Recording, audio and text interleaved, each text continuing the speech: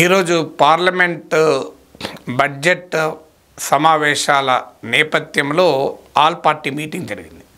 రేపటి నుంచి parliament budget సమావేశాలు జరగబోతున్నాయి. ఎల్లుండి బడ్జెట్ ప్రవేశపెడతారు, రేపు ఎకనామిక్ సర్వే ప్రవేశపెడతారు. ఆ సందర్భంగా ఈరోజు రాజ్నాథ్ సింగ్ ఆధ్వర్యంలో ఆల్ పార్టీ మీటింగ్ జరిగింది. సో ఈ ఆల్ పార్టీ మీటింగ్లో జరిగిన ఇంట్రెస్టింగ్ డెవలప్మెంట్ను కాంగ్రెస్ నాయకుడు జయరాం రమేష్ ట్వీట్ చేశాడు. సో ఆ ట్వీట్ స్క్రీన్ పైన మీరు చూడండి.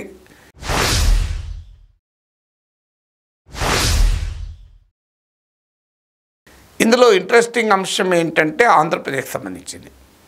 ఆంధ్రప్రదేశ్కు ప్రత్యేక హోదా ఇవ్వాలి అని వైఎస్ఆర్ కాంగ్రెస్ పార్టీ నాయకుడు ఆల్ పార్టీ మీటింగ్లో రైజ్ చేశాడు. బీహార్కు ప్రత్యేక హోదా ఇవ్వాలని జేడీయూ నాయకుడు రైజ్ చేశాడు. ఒరిస్సాకు ప్రత్యేక హోదా ఇస్తామని 2014లో బీజేపీ అసెంబ్లీ ఎన్నికల సమయంలో మేనిఫెస్టోలో ప్రామిస్ చేసింది. ఇస్తారా అని బిజు జనతాదళ నాయకుడు నిలదీశాడు. కానీ తెలుగుదేశం పార్టీ నాయకుడు మాత్రం మౌనంగా ఉన్నాడు అని. సో మరి ఎందుకు మౌనంగా ఉన్నాడో తెలియదు. ఇప్పుడు తెలుగుదేశం ఆన్సర్ చేయాలి. జయరాం రమేష్ చెప్పింది మరి నిజం కాకపోతే ఇప్పటికీ టీడీపీ వాళ్ళు ఖండించేవాళ్ళు కదా. ఆల్ పార్టీ మీటింగ్లో జరిగిందే జయరాం రమేష్ ట్వీట్ చేశాడు. సో మరి తెలుగుదేశం పార్టీ ఎందుకు మౌనంగా ఉంది, ఎన్డీఏలో భాగస్వామి గనక మౌనంగా ఉంది అనేది ఒక ఎక్స్ప్లెనేషన్ ఉండొచ్చు.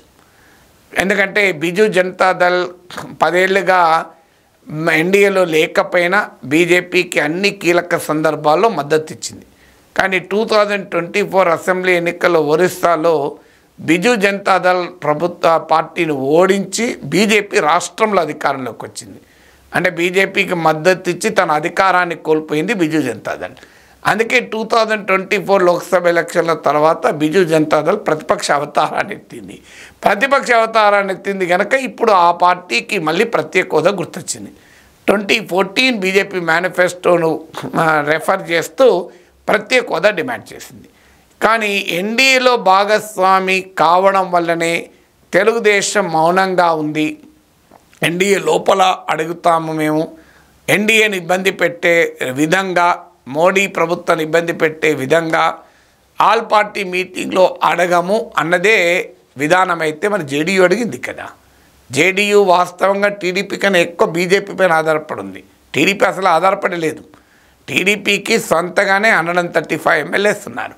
ఏ రకంగా కూడా చంద్రబాబు నాయుడు ప్రభుత్వం బీజేపీ పైన ఆధారపడలేదు.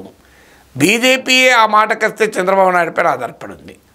కానీ జేడీయూ పూర్తిగా బీజేపీ పైన ఆధారపడింది. బీహార్లో బీజేపీ గనక నో అంటే ఈ క్షణాన నితీష్ కుమార్ ముఖ్యమంత్రి పదవిని కోల్పోతాడు. అలా బీజేపీపై ఆధారపడి ఉన్న జేడీయూమో ఆల్ పార్టీ మీటింగ్లో తమ రాష్ట్రానికి ప్రత్యేక హోదా కావాలని అడిగింది. కానీ తెలుగుదేశం పార్టీ మరి ప్రత్యేక హోదా కావాలని ఎందుకు అడగలేదు? పోనీ అక్కడున్న ఎంపీలకు తోచలేదా అంటే బీహార్ ఎంపీ అడిగినప్పుడు, వైసీపీ నాయకుడు అడిగినప్పుడు, బిజు జనతాదళ్ నాయకుడు అడిగినప్పుడన్నా గుర్తు రావాలి కదా. మర్చిపోయడానికి అవకాశం లేదు. అయినా పార్లమెంటు సభ్యులందరికీ చంద్రబాబు నాయుడు మీటింగ్ పెట్టి ఆంధ్రప్రదేశ్ ప్రయోజనాలను పార్లమెంట్లో రిప్రజెంట్ చేయమని హితబోధ చేసి కూడా పంపించారు. మరి ప్రత్యేక హోదా అడగవద్దని చెప్పారా? దీని రీజన్ ఉండాలి కదా.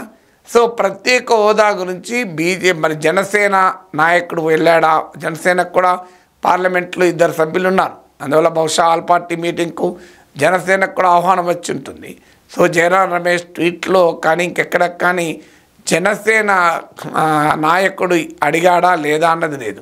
తెలుగుదేశం నాయకుడు అడగలేదు అన్నది మాత్రమే ఉంది. సో ఒకవైపు ఏమో తెలుగుదేశం పార్టీ ప్రత్యేక హోదా మా డిమాండ్లో ఉంటుంది, ప్రత్యేక హోదాతో పాటు ఇతరే కూడా అడుగుతాము అన్నారు. మీకు లోకేష్ ఎన్డీటీవీకి ఇచ్చిన ఇంటర్వ్యూలో నేను నా వీడియోలో గతంలో కూడా చూపెట్టాను. Along with the special status there are many other issues అన్నారు తప్ప we have given a special category status అనలే. ఇంట్రెస్టింగ్ ఏంటంటే 2019లో ప్రత్యేక హోదా ఇవ్వలేదన్న కారణంతోనే ఎన్డీఏ నుంచి టీడీపీ వైదొలిగి మోడీ పైన ధర్మ పోరాటాలు చేశారు. పెద్ద ఎత్తున ధర్మ పోరాట దీక్షలు చేశారు. ఇప్పుడు అదే ప్రత్యేక హోదాను కనీసం ఆల్ పార్టీ మీటింగ్లో ఫార్మల్గా అయినా అడగటానికి సిద్ధపడలే. వస్తుందా రాదా, మోడీ ఇస్తాడా లేదా అవన్నీ తర్వాత సంగతి. ఒక రాజకీయ పార్టీ కనీసము పబ్లిక్ పోస్టరింగ్ కొరకైనా డిమాండ్ చేయాలి. మరి వైసీపీ డిమాండ్ చేసింది కదా, వైసీపీ చిత్తశుద్ధి ఉందా? ఎస్, వైసీపీకి కూడా 10 ఏళ్ళుగా ప్రతి అంశంలోనూ బీజేపీకి మద్దతు ఇస్తూనే వచ్చింది. ఈవెన్ అవిశ్వాస తీర్మానంపై కూడా ఇటీవల తెలుగుదేశంతో పాటు వైసీపీ కూడా మద్దతు ఇచ్చింది. అప్పటికి టీడీపీ కూడా ఎన్డీఏలో లేదు. అయినా నో కాన్ఫిడెన్స్ మోషన్ పైన మోడీ ప్రభుత్వానికి మద్దతుగా బీజేపీ మద్దతుగా టీడీపీ ఉంది, వైసీపీ ఉంది. ఆ మాటకైతే ఇటీవల స్పీకర్ ఎన్నికల్లో కూడా బీజేపీ వైసీపీ మద్దతు అడిగింది, వైసీపీ మద్దతు ఇచ్చింది. అందువల్ల వైసీపీ ఆల్ పార్టీ మీటింగ్లో స్పెషల్ కేటగిరీ స్టేటస్ అడగడం చాలా నిజాయితీతో అడిగిందని నేనేం సర్టిఫికేట్ ఇవ్వడం లేదు. అది పబ్లిక్ పోస్టరింగే. జగన్మోహన్ రెడ్డి ప్రతిసారి మోడీని కలిసినప్పుడు ఆ ప్రతి రిప్రజెంటేషన్లో స్పెషల్ కేటగిరీ స్టేటస్ అడిగామని చెప్పేవాళ్ళు. ఇప్పుడు కూడా ఆల్ పార్టీ మీటింగ్లో అడిగారు. సో అది పబ్లిక్ పోస్టరింగే కావచ్చు. ఇక్కడ వైసీపీ ఏం చేసింది, టీడీపీ ఏం చేసింది అన్న కన్నా ఆంధ్రప్రదేశ్కి ఏమొస్తుంది అన్నది ప్రధానమైన పాయింట్. సో వైసీపీ అడగలేదు, టీడీపీ ఎందుకు అడగదు? మరి వైసీపీ పబ్లిక్ పోస్టరింగ్ కొరకే అడిగింది. కనీసం ఆ పబ్లిక్ పోస్టరింగ్ గురించి కూడా టీడీపీ ఎందుకు అడగదు? ఇప్పుడు 21 మంది ఎంపీలు టీడీపీకి ఇచ్చారు. మరి కనీసము ఆల్ పార్టీ మీటింగ్లో మీకు 16 మంది, మన పార్టీకి టీడీపీకి 21 మంది మొత్తం టోటల్గా టీడీపీ, జనసేన, బీజేపీ కలిసి ఎన్డీఏకు ఆంధ్రప్రదేశ్ నుంచి ఎంపీలు వచ్చారు. సో అందులో టీడీపీదే ప్రధాన షేర్. మరి టీడీపీ ఎందుకు అడగదు? సో ఈ ప్రశ్నకు ఆన్సర్ ఉండాలి కదా. పబ్లిక్ పోస్టరింగ్ కావచ్చు, పబ్లిక్ కన్సంప్షన్ కొరకైనా కనీసం అడగదు. పోనీయండి, తెలుగుదేశం అధికారికంగా ఏమన్నా ప్రకటించిందా, మేము ప్రత్యేక హోదా వదిలేసాం, దానికి బదులుగా మేము ఇంకో పలాంది ఇస్తున్నారు, మేము యాక్సెప్ట్ చేసామని.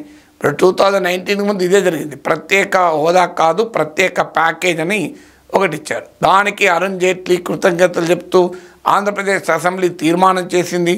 ప్రత్యేక హోదా కన్నా ప్రత్యేక ప్యాకేజీ ముద్దని చంద్రబాబు నాయుడు స్వయాన వాదించాడు కూడా. ఇంట్రెస్టింగ్ ఏంటంటే మళ్ళీ తర్వాత ప్రత్యేక హోదా పైనే అవిశ్వాస తీర్మానం పెట్టారు మోడీ ప్రభుత్వం పైన, ఎన్డీఏ నుంచి వైదొలిగారు. చూడండి, ప్రత్యేక హోదా పైన ఎన్నిసార్లు ఎన్ని వైఖరులు మార్చుకుంటారు. ఈవెన్ పవన్ కళ్యాణ్ కూడా ప్రత్యేక హోదా ప్యాకేజీ ఇది పాచిపోయిన లడ్డు అన్నాడు. సో అందువల్ల ఆంధ్రప్రదేశ్ ప్రజలకు ఇవ్వాల్సిన ఎక్స్ప్లెనేషన్ ఏంటి? మీ రాజకీయ అవసరాల కొరకు ఆంధ్రప్రదేశ్కు న్యాయంగా రావాల్సిన స్పెషల్ కేటగిరీ స్టేటస్ను ఎందుకు వదిలేస్తున్నారు? ఇది అక్కది. ఎందుకంటే పార్లమెంటులో భారత ప్రధానమంత్రి ఇచ్చిన హామీ విభజనతో లింక్ అయి ఉన్నటువంటి అంశం. ఒక రకంగా విభజనకు ప్రాతిపదిక. ఆ రోజు విభజన చట్టంలో చేర్చమని ఈ పార్టీలు అడగలేదు. ఇప్పుడు 10 ఏళ్ళైనా స్పెషల్ కేటగిరీ స్టేటస్ ఇవ్వకపోయినా కనీసం దాని ప్రస్తావన కూడా లేదు. పోనీయండి, ప్రత్యేక హోదా అడిగినప్పుడు అది ఇవ్వం, మేము ఇంకో ఫలాందిస్తాం అని మోడీ ప్రభుత్వం చెప్పడానికే అవకాశం ఉంటుంది. మరి ఏ కారణం రీత్యా ఆంధ్రప్రదేశ్ ప్రయోజనాల్ని ఆల్ పార్టీ మీటింగ్లో అడగడం లేదు? రేపు పార్లమెంట్లో అడుగుతారన్న గ్యారంటీ ఏంటి? సో అందువల్ల సీరియస్గా ప్రశ్నించాల్సిందే రాజకీయ నాయకత్వాన్ని. అందువల్ల తెలుగుదేశం సమాధానం చెప్పాలి. ఎందుకు మీరు మౌనంగా ఉన్నారు?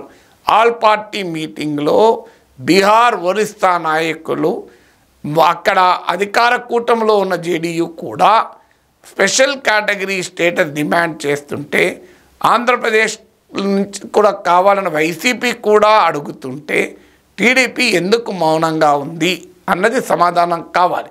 మౌనంగా లేకపోతే పోనీ అదేనా చెప్పండి. జయరాం రమేష్ తప్పు చెప్తున్నాడు, మా నాయకుడు కూడా అడిగాడని చెప్పండి, అభ్యంతరం లేదు. బీజేపీ ఐటీ సెల్ అన్న ప్రతినిధి అమిత్ మాలవే ఇంకో ఆసక్తికరమైన కామెంట్ ట్వీట్ చేశాడు.